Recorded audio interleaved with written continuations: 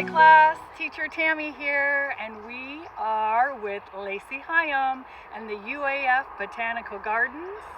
And Lacey is going to tell us more about what happens here and why social media is needed. So, Lacey, tell us what your organization does.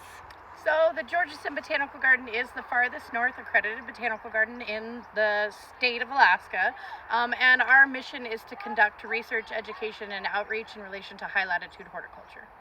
And besides that, people come here for fun and because it's so beautiful. Yeah, people are here all the time for lots of fun, peace, relaxation, the flowers, the vegetables, and during the summer we have weekly music in the garden events, so a free family fun concert series that's here every Thursday.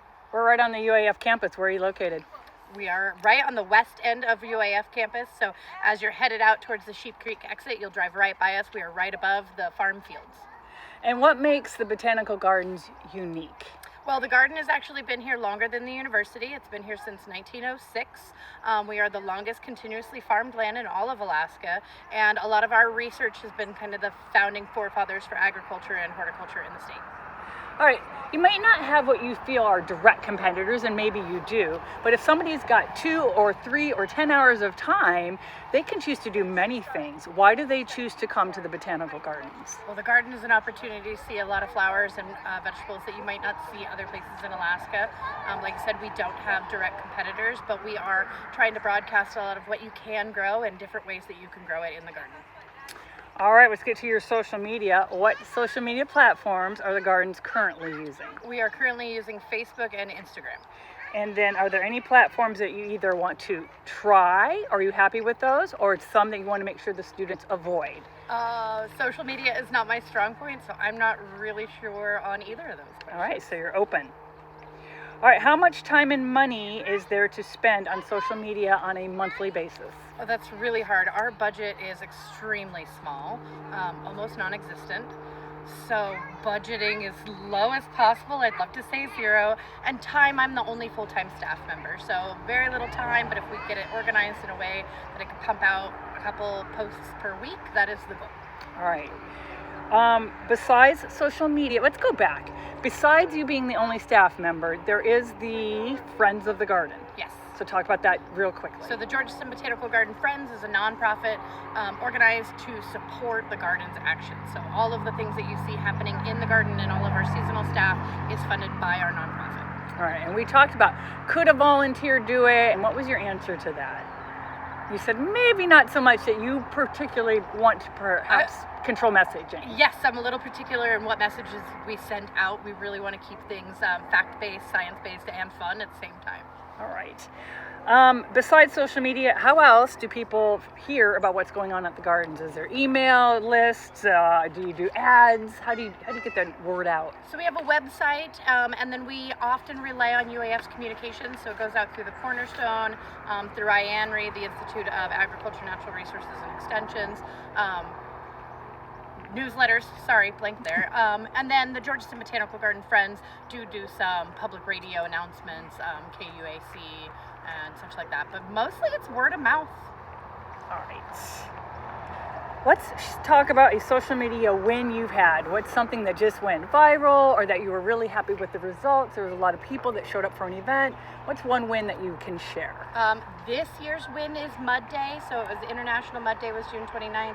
We spent a week putting this event together. We had over 400 people show up. And that was all via social media, so almost all Facebook at the time. Okay, you have to tell us what Mud Day is. Mud Day, it's an international day across the world to celebrate all things mud.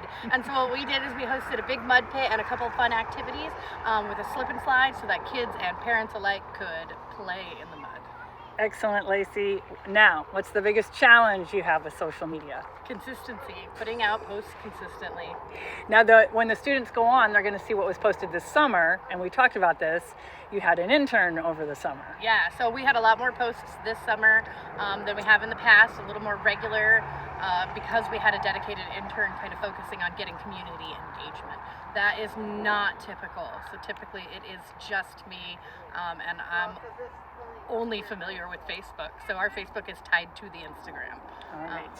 So it's a challenge. What are your goals for social media presence? What's the big picture?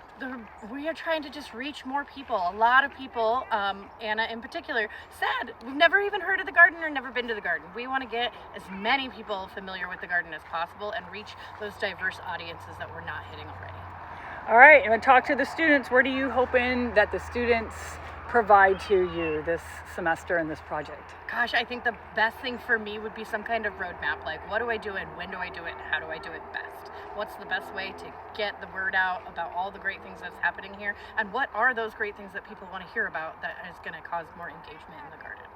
Lacey, is there anything else you want to share with the students? I think this is a fantastic place, and if you have not been here, please come to the garden. I'd be happy to give you a tour. Thank you.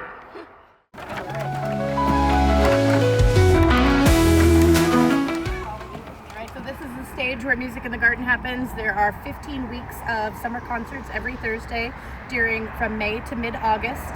And it's a different band, 2 different bands every week that come and play here on the stage.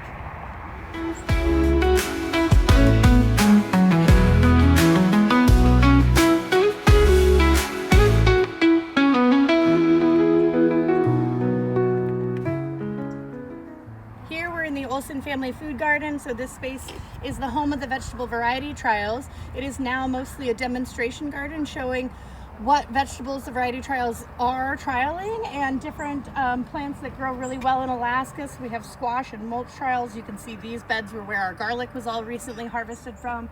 We have corn and of course our giant cabbage.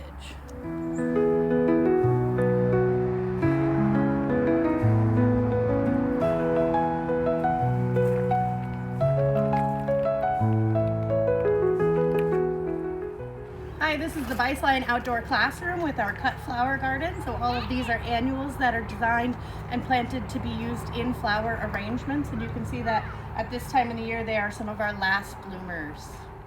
So that they don't know that they're learning. And Dr. Babula is a local orthodontist. And welcome to the Babula Children's Garden. This is an outdoor space where kids can get their hands dirty, really learning about nature and playing in nature, while just having a great time. We are home to the farthest north hedge maze in all of North America. It is a 2-acre hedge maze that is in the shape of a wild rose, and it is a ton of fun.